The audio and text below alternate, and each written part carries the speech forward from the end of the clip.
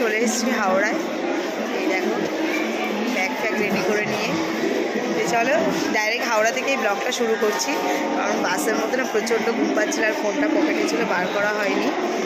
চলো এবার ট্রেনে উঠবো। আমাদের ট্রেন আছে 8:50 কুলিক এক্সপ্রেস। চলো আগে ট্রেনে উঠি তারপরে কথা বলছি।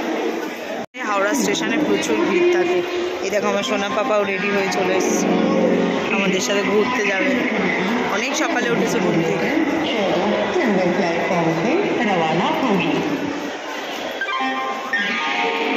তারপর আমাদের ট্রেন চলে এলো আর আমরাও উঠে পড়লাম। আমাদের ট্রেন ছিল যেটা ছাড়ার কথা ছিল 8:55-তে। তো চলো যাওয়া যাক। আর ট্রেনে কিন্তু খুব একটা ভিড় নেই, তোমরা সেটা দেখেই বুঝতে পারছো। আর আমরা D2-তে ছিলাম, বসার সিট নিয়েছিলাম। আসার সময় যেহেতু একটু ভালোভাবে আসবো বলে সেই জন্য ভালো সিট নিয়েছিলাম, যাওয়ার সময় বসার সিটই নিয়েছিলাম। আর দেখো অনেকটা সকালে ওঠা হয়েছিল, তার জন্য কিন্তু আমার ছেলে ট্রেনেই ঘুমিয়ে পড়েছিল। ট্রেন ছাড়তে না ছাড়তেই বেচারা ঘুমিয়ে পড়েছে। তো আমরা বাইরের সুন্দর দৃশ্য দেখতে দেখতে পৌঁছে গিয়েছিলাম রামপুরহাট স্টেশনে। এই দেখো সেই রামপুরহাট স্টেশন।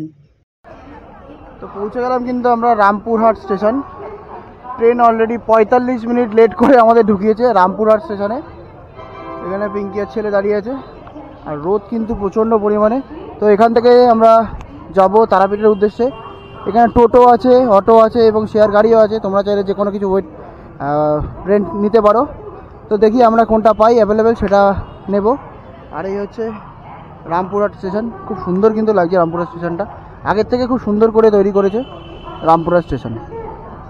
রামপুরহাট স্টেশন থেকে বেরিয়েই আমরা শেয়ার গাড়ি নিয়ে নিয়েছিলাম। পার হেড পড়েছিল 40 টাকা করে। তো যেহেতু আমাদের ব্যাগগুলো খুব ভারী ছিল তাই ওপরে তুলে দিয়েছিলাম। আর এত গরম লাগছিল তার জন্য এক্সট্রা সিট নিয়েছিলাম, না হলে তো পেছনে আরও একজন করে জুড়ে দিচ্ছিল। যাই হোক এক্সট্রা সিট নেওয়ার জন্য একটু ফাঁকায় ফাঁকায় বসেছি। আর চারিপাশটা কিন্তু অসম্ভব সুন্দর লাগছিল, পুরো গ্রাম্য পরিবেশ।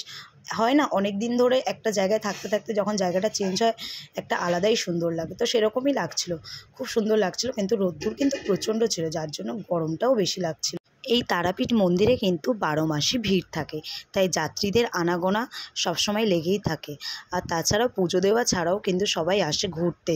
এখানে অনেক সাইট সিন করার জায়গা আছে যেগুলো তোমরা নেক্সট পার্টে দেখতে পাবে। দেখেছো সৌন্দর্য উপভোগ করতে করতে আমরা প্রায় চলেই এলাম তারাপীঠ মন্দিরের কাছে। এই গেটের কাছাকাছি আসার সঙ্গে সঙ্গে কিন্তু মনের মধ্যে একটা আলাদা রকম প্রশান্তি কাজ করছিল যে কতক্ষণে মায়ের মুখটা দেখব। আমাদের কিন্তু অটোতে বেশিক্ষণ টাইম লাগেনি, এই 40 মিনিট মতো সময় লেগেছিল মায়ের কাছে পৌঁছতে।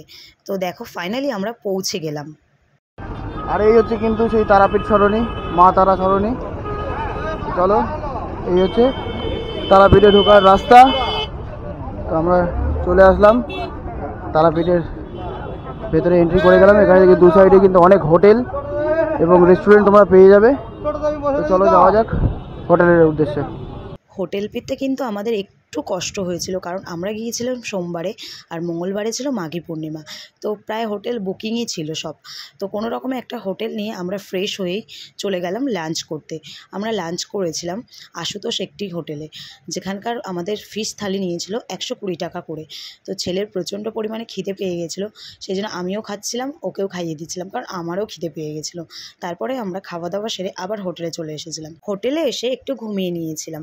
আর আমাদের থেকে বেশি ঘুম তো আমার ছেলের পাচ্ছিল, যেহেতু ট্রেনেও খুব একটা ভালো করে ঘুমাতে পারেনি তার জন্যে। তারপরে সন্ধ্যাবেলা ঘুরতে বেরিয়ে পড়েছিলাম আমি, ছেলে আর বড়মশাই। আর দেখেছো দুপাশে কিন্তু দোকানপাট রয়েছে, এখানে কিন্তু সব রকমের জিনিসপত্র পেয়ে যাবে, প্লাস খাওয়া দাওয়া। আর এখানে ননভেজ অ্যাভেলেবেল, তোমরা চাইলে লাঞ্চ ডিনার দুটোই করে নিতে পারো। ননভেজ ভেজ দু রকমেরই হোটেল তোমরা পেয়ে যাবে। রাত্রিবেলা কেমন লাগছে, অনেক লোকজন, কিন্তু অনেক লোকজন। আর ওপারেও অনেক দোকানপাট বসেছে। এরকম কিছু পাবলিক আছে যখন এটাকে ভিডিও করছে টুক করে এসে ক্যামেরাটার সামনেই দাঁড়িয়ে পড়ে।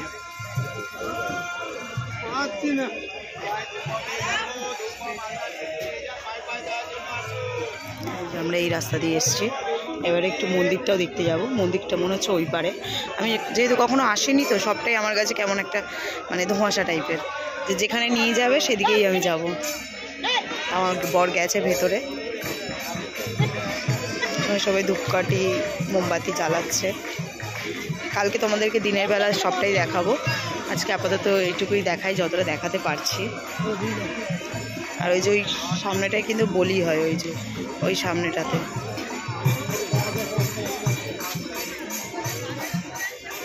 ওপরে গান হচ্ছে, কীর্তন হচ্ছে।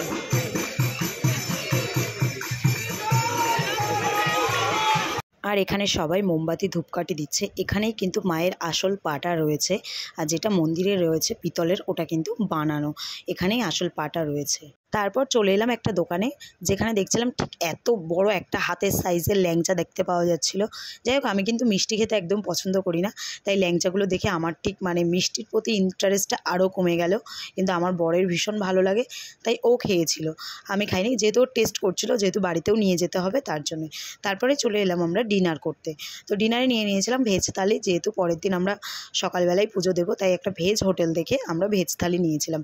তারপরেই চলে এলাম হোটেলে, ডিনার করে চলে এসেছি। আর এরকম আমার চুপু শুয়ে পড়েছে, মানে আমার ছেলে।